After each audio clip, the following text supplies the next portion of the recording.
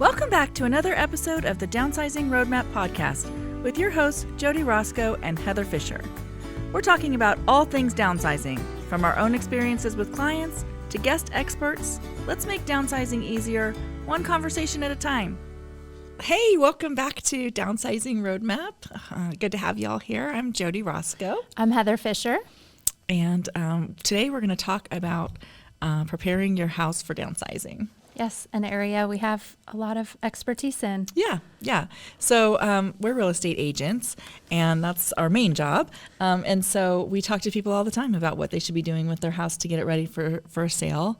Downsizing is sometimes a little bit different because, honestly, there's just more in the house. Often there's just more things in the house, and whoever's getting downsizing is likely going to a much smaller space. And so there's some work to be done to get the house ready to let go of some of those things first. Yeah, and I think lots of our episodes are on the stuff and getting the house down to just the house. And then today we'll spend a little bit of time talking about the house itself. Right. Once you've had your dreamy, time and you've decided what your future is going to look like and you're ready to move towards it and you've sorted through your things, and now what are we going to do with the house specifically to get it ready? Yeah, absolutely. So I think there are, we come across a couple kinds of houses, right? We come across houses that are ready to move in, that don't have a lot of changes that need to be made. House number 2 is kind of houses that might be the big things have been done, the windows and the roof and the plumbing might be updated or whatever, but they're dated. Yeah, I think we work with a lot of clients that are from a generation where, they're very good at maintaining the mechanicals. The furnace is always serviced and updated, and there's good records, and the bones get done when they should, and quality items put in. But because of that mindset, the kitchen works just fine, the bathrooms work just fine. So they're in great working order, but the finishes might be, what would not be as appealing to a current buyer because it just feels dated, although it's in very good condition. Right. And then the third type of house is something that has some deferred maintenance for whatever reason. They may not been able to keep the house up. And so we'll talk about each of those kinds of houses and what we should do to get each of those ready. Yeah. So let's start with the move-in ready house. So that one's already in good condition, may have been updated, probably pretty neutral in color. Flooring has probably been replaced and looks good. Of course, still all of the mechanicals are good and all of that. So those are probably the easiest ones, right? So for the seller anyway. It's always a job between the two of us as a real estate agent and a seller to work together to get to the place where we are ready to sell the house. So if you've kind of stayed up on all of your things, then that just makes your work less. And if you have deferred your work, then you have more work now. Yeah, and I think the deferred, is back to what we've talked about before, but it's that creep that it's just gotten harder to maintain. If someone in the house was the handyman and was the person that did things, as those become harder, they get done less, and it just happens over time. And it's okay. That's the situation lots of times, and you just have to go forward from there and get things back to the best place for it to sell. Yeah. So if the house is already pretty kept up, then really the things that need to happen are decluttering and depersonalizing, which needs to happen with every house, whether that's a downsizing house or not. Take the pictures of the family down, take the personal things down. I'm very specific when I want pictures taken because when you go and have pictures taken of your property, things that would look normal in it, not in a picture, do not look normal in a picture. So even if you would normally have soap on your counter in your kitchen or in your bathroom, and you can have that for the showings and you can put it back, for pictures, it's like a focal point because you're just looking, that's the only thing to look at on the counter. It's so you just typically a random color or, even something decorative that's just a very bold choice or too much, that's what takes people's attention, and they're not looking at the house itself. So we definitely feel for photos, less is more, clean, empty surfaces. Yeah, take everything off all of the surfaces, and even like if in the family room there's bright throw pillows that might be fun in a picture, those might be just really stick out in a way that doesn't look good. It just kind of looks like a just distracting. giant distraction. And so pretty neutral. Think model home. Nobody lives like that, so don't think, oh my gosh, why doesn't it look like that? Well, it doesn't, because we all live in our houses, and so it doesn't look like that all the time. So there's a little bit of work to be done, but for pictures, decluttering, taking all the things, you're going to move anyway, right? So start packing in the boxes or letting things go. Yeah. One Start way or the other. packing the boxes for donation. Yes, right. Deep clean everything. Yeah. I think that even in the cleanest houses, when you move furniture and things, you see dirt that you didn't know was even there. I think two things personally that I have witnessed being just the best investment that are not super expensive is carpet cleaning by professionals and a deep cleaning by a professional. Number one, because you just don't want to. You're tired. You've already been packing boxes. You've moved all the things. Someone that does that can do it faster and better. And, like Jody said, it's not a reflection of the house and its upkeep. Everybody has, the dust behind things you haven't moved in a while, and baseboards and fans and inside appliances, and wiping out inside all of the cupboards and drawers that are empty now. It's a different kind of cleaning. It's a different type of cleaning, and I feel well worth the investment that you'll pay to have someone do it. So I would highly recommend that. And then carpet cleaning by some professional company that does a good job. Get those references for that and let them, that it can take care of odors and pet smells, and just really make that first impression when someone comes in. Even if it's older carpet that you think, oh, they're going to want to change it anyway, having that carpet cleaned makes a huge difference, we've seen. Yeah, and I like the dry carpet cleaning so that none of those smells that might be in it can come back up. So I really like that dry kind of carpet cleaning. And if it feels clean, people just feel innately like you've taken care of the house. Absolutely. And so if it doesn't feel clean, they feel like things are broken, even if they're not. They just imagine that that's what's happening, and they just feel like that. So buying a property is very emotional. Sometimes it's not rational at all in the beginning. So people walk into a property, and in the first few seconds, they decide whether they want to buy that property or not, or whether they want to at least continue to keep looking at that property. But if it's a no, that can happen in the first few seconds. I think if they see something that is, a negative impression right off the bat, they walk through the house counting the negative impressions. And right. The opposite is true. If they get that good first impression, they walk through adding to their list of positives. And it is just emotional and, a mindset around that house. Yeah.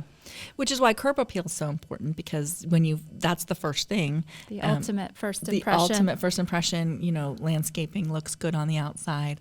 The front door is painted. What happens with your front entryway, that has to really look great, because what happens is the realtor is there opening the lockbox, which takes a minute. And so as they're doing that, the buyers are just standing there looking at the door. And if it's chipped and not painted, or if there's cobwebs all over the front or whatnot, like that is their first impression. We get feedback sometimes, I've seen it over the years where the feedback might be, buyers decided not to go inside. Right. I mean, it truly is. They drove up and they decided from the outside, and it could be amazing inside. Yeah. But yeah. So you really want to make sure that the front entry is welcoming, especially, we're in Ohio right now in the winter time. If it snows, you want to have a plan for clearing snow, making it easy for buyers to Get up to the front door. If you have overgrown, bushes hanging over that entry sidewalk, get those trimmed back. Don't make it feel, that they're not sure they're in the right spot to go up to the porch, and just really make it welcoming. Flower pots can be easily added for that color on the porch without needing to have a whole yard of flowers planted. Fresh mulch on whatever is there in the landscaping beds and some flower pots can make a big difference. No weeds, all that. Right. So staging basics, you basically just want less things in the room. If there's little things that are sitting around, all those need to go. Like in a bedroom, if you have, little box, people just have things, little boxes of things, or, laundry baskets and all of the extra things. You basically just want the bed and a couple nightstands and the dresser, or whatever that is, just the very basic things with nothing else sitting around in all of the rooms, because what you're trying to do is sell space. And so the less things, the bigger the space looks. I think too, the function of the room should be apparent, and if it's a guest bedroom, but it also appears to be storage, then a buyer's thought is there's not enough storage. Right. And they're not thinking, oh, this person has too much stuff. They're just thinking the house doesn't have enough storage. Correct. And, if you're multi-purposing too much, they'll notice, that the function of the room isn't defined, and so they won't be able to define that for themselves. Right. People aren't very imaginative. This is true. They aren't very imaginative. So you kind of want every room to have a function, even if the function is, it's a playroom or it's an office or whatever that is. It needs to have like a specific function when you're doing staging so that they can understand it. Yeah. Otherwise, they walk in and be like, what is this room? I've had people say, what is this room? It's a bedroom. Just doesn't have a bed in it. Room. Is that what they called it in elementary school? Yes, it's a flex room. I think that's a current. Yeah. So any kind of minor cosmetic issues, you want to kind of update those, touch up paint. Careful with the touch up paint. We've had so many people have the color that they think it is, and then it isn't, or it's faded a little bit, and they try to touch it up in just little spots, and it just looks like little polka dots on the wall. But if you're painting and if you need to paint a wall and you don't want to paint the whole room, but one wall has really seen something's happened. Damage, then paint from corner to corner. So you just want to paint from the ceiling to the floor and the corner to the corner. And if you do that, even if the paint color is a tiny bit different, you won't be able to tell because it'll just look like shadowing. Yeah, absolutely. The shadows will make that wall blend right in. And you want to make sure that all the light bulbs are working, and all of the lights, just all of the little maintenance things, those kind of things. I think too, your light bulbs being the same tone. Now there's so many light bulbs out there, and that it didn't used to be a thing, but warm lights versus cool lights and all of that, especially room to room, but your whole house actually would be ideal, whatever you're going with, consistent throughout the house, so that some lamps don't look yellow and some look blue, and the lights drive me crazy these days, to be honest with you. I can never remember what I got the last time, so I would like them all to match, but I have a note in my phone. I have 6 can lights in my kitchen, and so if one of them goes out, I end up having to change them all, because then whatever new one you put in doesn't look the same as all the other ones, even if you think it was. Yeah, it's a problem for sure. It is. For sure. So basically, if your house is already pretty much put together, that's it. You just kind of declutter it and make sure it's really clean, and fix any little things that you think might just distract somebody. But it's a pretty simple process for that. Yeah. If you have a property that has all of the major things are good, but it's a little bit dated, I always get the questions, should we be updating this bathroom? Should we be updating the kitchen? And it really is a case-by-case thing, but I would say most of the time that answer is no. Because what we want is if you're going to put money into the property, you want to make sure that you're going to get all of that money back out, plus some. because you're going to manage a project. You're going to have to be doing work around it. You're going to have people in your house, all the things. So if you don't get as much or more money than you've spent, then just adjust the price and don't do it. Now, there are certain things, back to the home being an emotional buy, that you may want to do because they're going to look at it and go, ooh.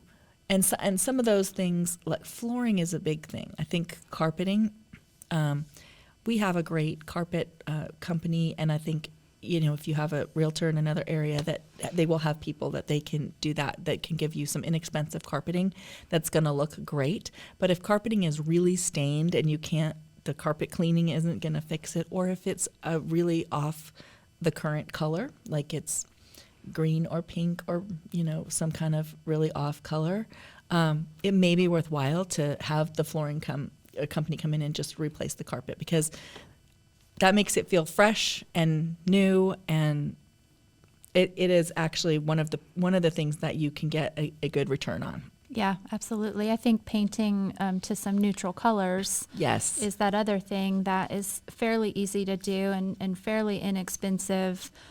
Even if you're hiring someone to do it for you, it's not a huge investment, but going back to neutral is fairly easy. I would say that if that's your plan, talk to, us first, or, whoever you're using to help get some input, because sometimes we come out to someone's house and they say, we just painted the whole house, but bright yellow or bright pink or bright. Yeah, we do see some colors that still didn't make that update that you wanted it to. It's clean and it's fresh, but it's still personal. It's not a color for the masses. It's a color that you love, which is exactly how you should live when it's your home. Definitely pick the colors you live. It doesn't matter about trends and all of that. But if you're doing it specifically for getting ready to sell, you want to pick that neutral that's going to hit the most buyers, that gives them a fresh palette to imagine whatever direction they want to take it. So don't make that investment until you've gotten some advice on what that might be, because trends change and buyers' interest in different things change quickly. So currently we went from browns to grays, and now we're kind of going back to browns a little bit, but we have cream in the middle there. So it's lots kind of white and cream. A lot of white and cream, and there are 15,000 white colors. Yes. So because you're trying to pick for your house. Yes. And there's thousands of colors of white. Yeah, white does not mean white. It's a lot. So and cream can be yellowy, it can be pink, it can be blue. Like, it's cream, but it has undertones, and so you have to kind of be careful with that. And if you're trying to update your current house with paint, which I think that our stat was, it's like 107% return, which is over 100%, and it is the least expensive way to really change the whole room. Like, paint is the least expensive way to make a whole different look in your house.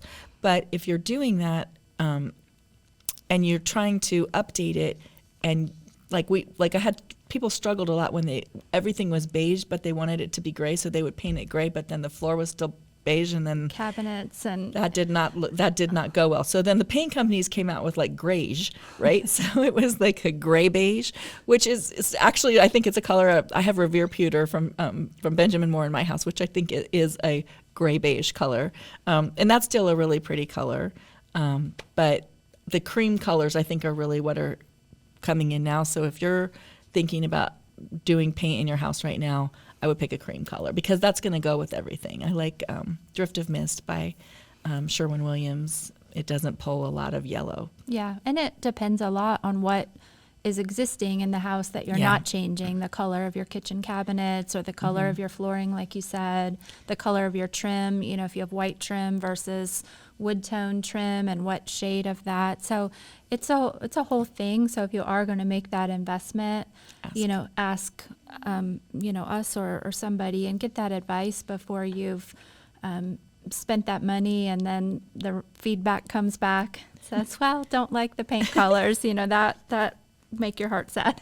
Yeah, because I mean your intention is right, and Yeah. so I actually, before you do any of these things that we're saying, I would have a real estate agent. I would have us come out and talk to you, because there are things that you might think need to be fixed that will not give you a return on your investment, and so you should not fix them. And even if they do eventually need to be fixed, the next buyer will do that. And then there are things that you might be thinking, oh, that's fine. I've lived with it for however many years. You walk by, you don't even notice that it's there. Yeah. And we walk in and be like, oh no, that needs to be fixed. I think too, our experience can point out the things that are pretty easy and inexpensive that someone might think, oh, that's a huge job. And it's like, oh, that would be, $100 to have the handyman do. And you're like, oh, I should have done that, 15 years ago. But I think like sometimes you can just, update some light fixtures, or just change the knobs in your kitchen cabinets, or, things like that aren't super expensive, but can make a visual difference. Yeah, so, absolutely. Yeah. So paint, I love that as an option, just in that it can really make a massive difference for not a lot of money. Kitchen updates, again, it's all personal, but if you're looking to change things out, often kitchen countertops are dated colors or have seen lots of wear. And sometimes you can, if you just change out the countertop or just the backsplash, sometimes those are things that can just easily be changed without tons of money.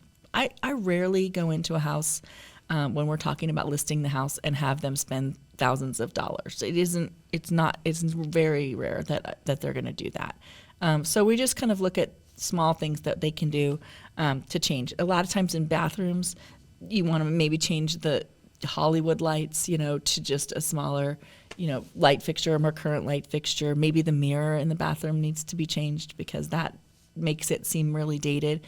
And sometimes if you just do those two things, that can just give it a little bit more updated look. Yeah, and if you're in this position, I mean, rest assured, if the major things are done, the roof, the HVAC, the windows, those big ticket items, the cosmetic changes are less of a big deal, because a buyer is like, okay, those big things are relatively new or well maintained. They look forward to making some choices themselves for the cosmetic things, and already want to do that anyway. So yeah, I think that's part of the fun of making the house their own when they get into the house. So bathroom updates, same thing. You might want to, if the faucet is looking a little tired, the towel racks, the mirrors, those kind of things, you can change those out. And the light fixture, those are the kind of things that make it really feel dated. Kitchens and bathrooms are kind of the number one things that people look at, as far as the kitchen's the heart of the home, really, right? Yeah. And the bathrooms, the other thing about the bathrooms, you just want them to be really clean. Back to the whole cleaning thing, we kind of harp on that, because no matter what the condition of the house is, I would say that even if you were selling a house as is, if you can at least get it as clean as it can be, that is a number one thing that people just respond to emotionally, is having it clean. So that means if in the bathrooms the caulking is looking a little bit dark or whatnot, so just peel that out and kind of recaulk the bathroom. That can give it a whole fresh look, even without redoing the whole shower. Just make sure that the caulk is in there. And if the caulk's not there, then that can cause leaking problems, and that can cause all kinds of bigger problems. So we don't want anything like that. Yeah. General repairs, anything that's leaking, anything that might be a hazard, those are the kind of things when we walk through a house, we take a look at and we say, oh my gosh, now that is something that we will have to do. Some things we'll say, oh, the buyer might not care about that. They might not notice, but they're going to care if anything's leaking. And if you're, making this plan a while out, or just living in your home, anything with water leaking or whatever, minor things can snowball so quickly into a bigger problem. So always put that at the top of your priority list to get them professionally looked at and stop a small problem from becoming a big detriment to, your equity and your future sale price because you let it snowball.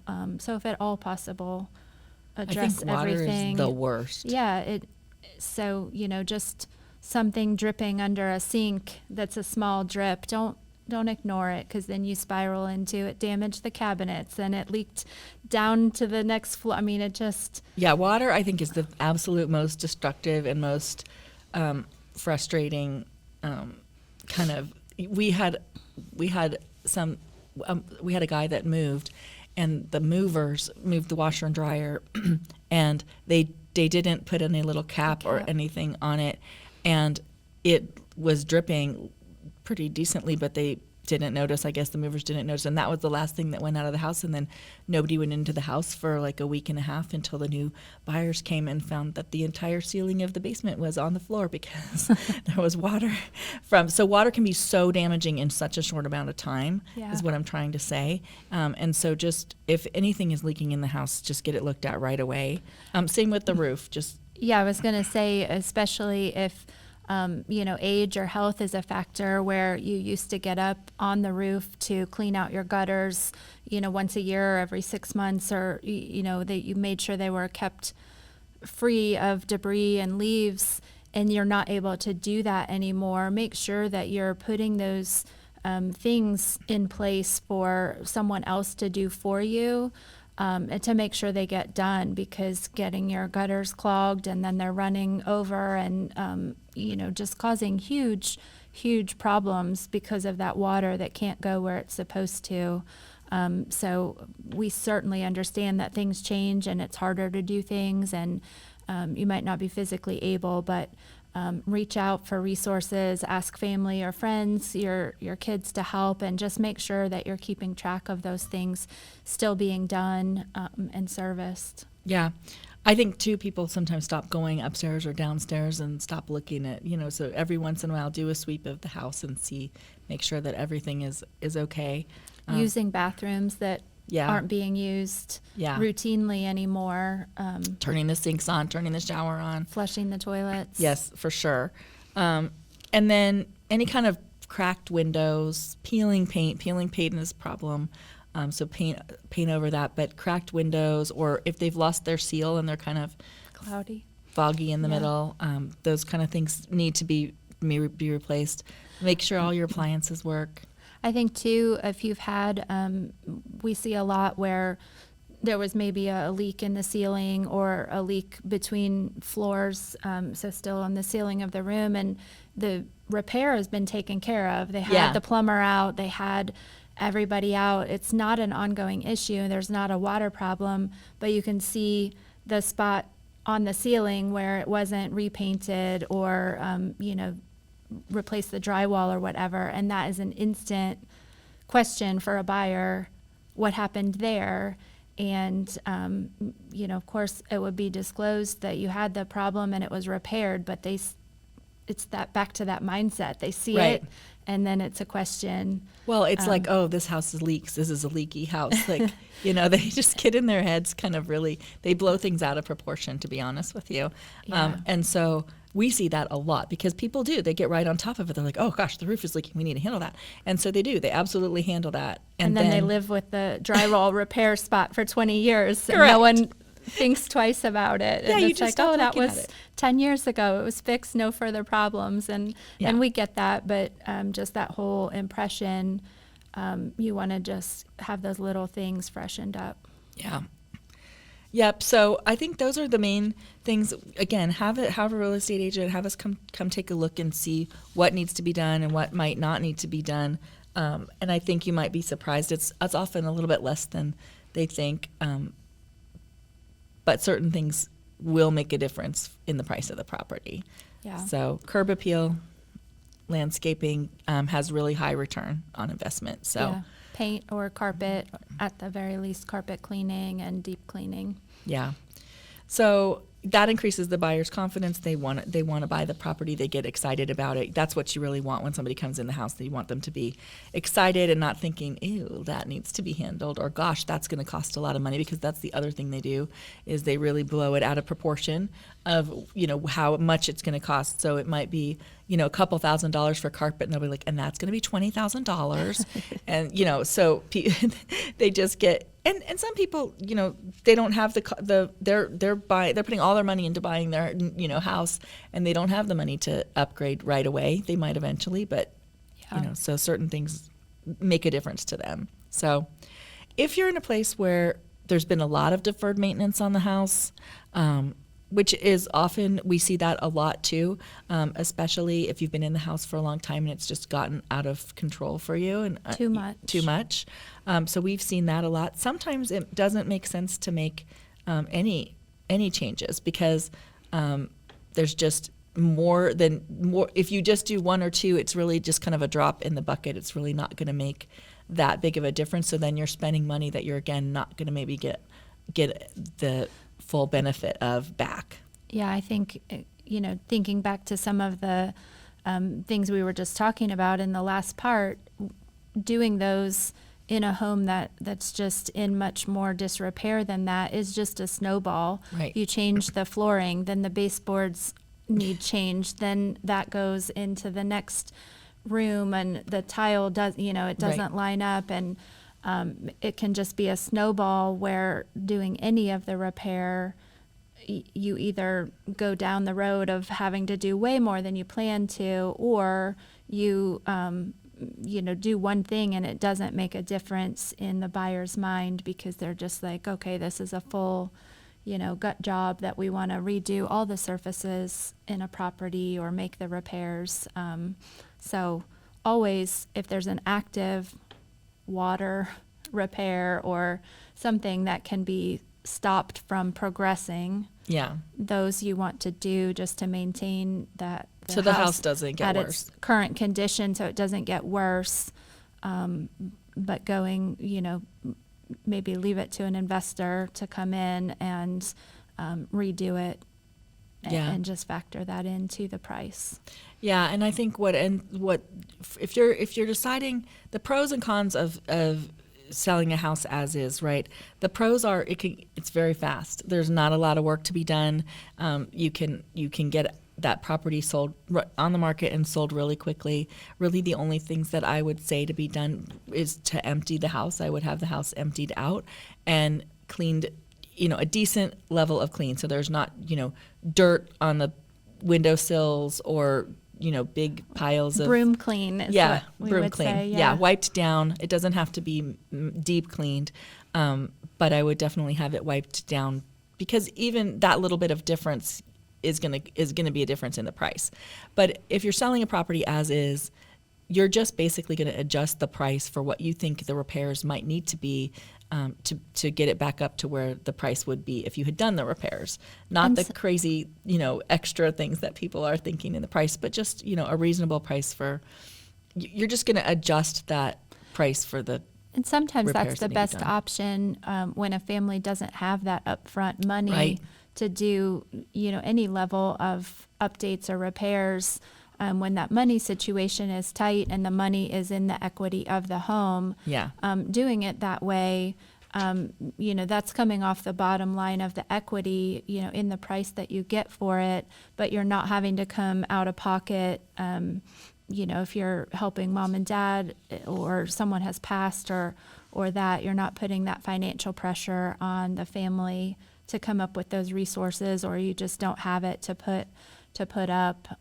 That's an easy way to do it. And you don't have time to manage or to either manage the repairs or to spend the time that it will take to have the repairs done, a couple months of time. You need it to sell so that you can get that equity for the next step, whatever that is. Yeah.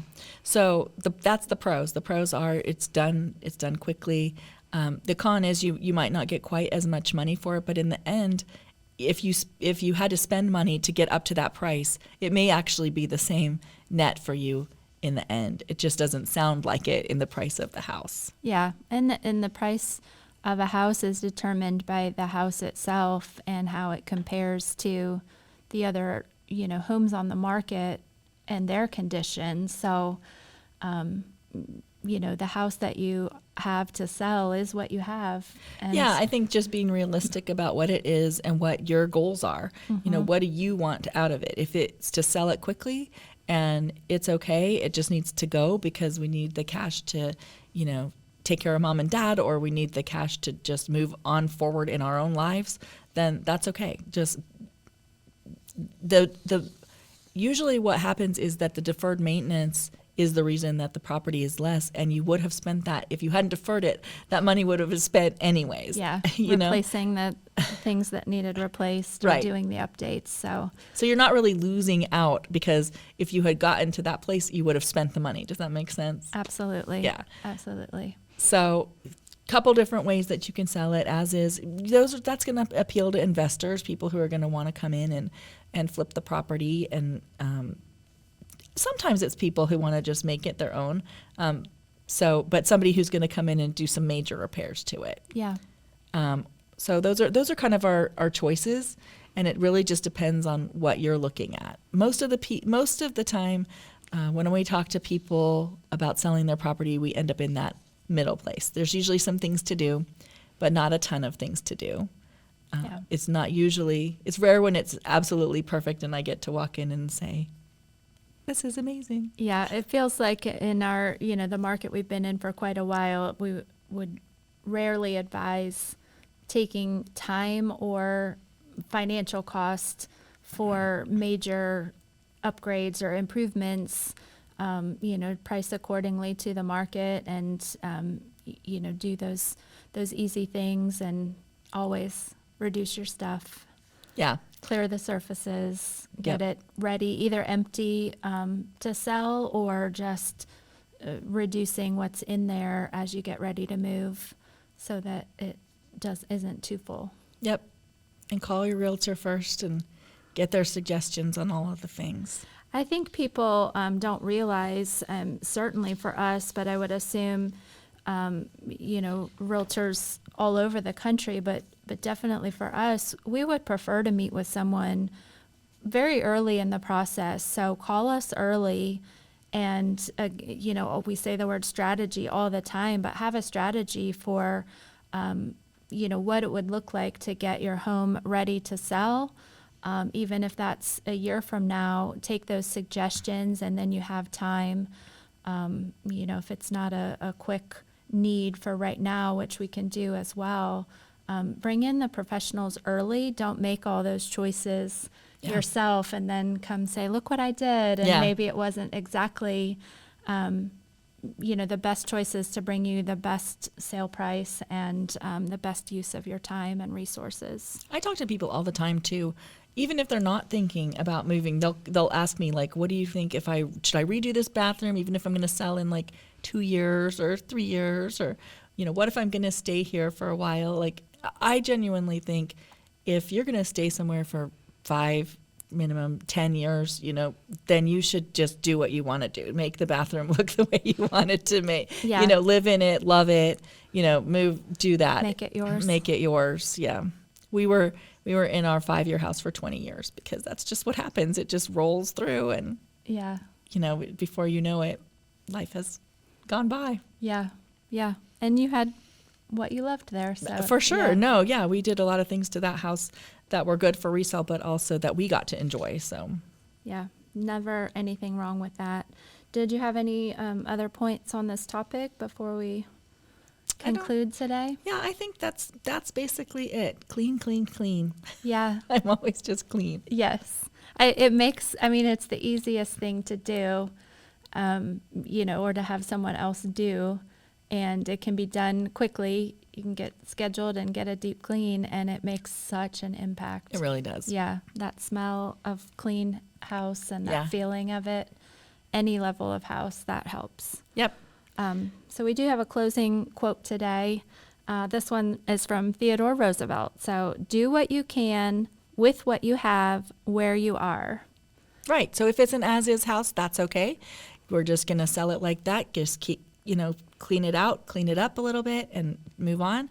If you have a little bit more time and a little bit more to spend, you can update it just a little bit. So do what you can with what you have. Awesome. Well, good conversation today. And next podcast, we are going to have a great guest who will be speaking about senior living and the different levels of care and the different options that are out there. So stay tuned, and we look forward to talking to you then. I'm telling you, senior living has changed so much. If you haven't looked at it, Heather and I spend a lot of time, going to different places and talking to people, and every time we're like, we could live here. I know. We were just at a beautiful place this morning, yeah. and they're beautiful places to live. Yeah. So I'm excited to talk about that and share that information with you guys. And so we will see you next time. All right. Thank you. Thanks for joining us on the Downsizing Roadmap podcast. If you found this episode helpful, be sure to subscribe, leave us a review, and share it with someone who might need a little downsizing inspiration. Have questions or ideas for future episodes? Reach out to us on our website, www.downsizingroadmap.com. Until next time, let's keep simplifying and moving forward.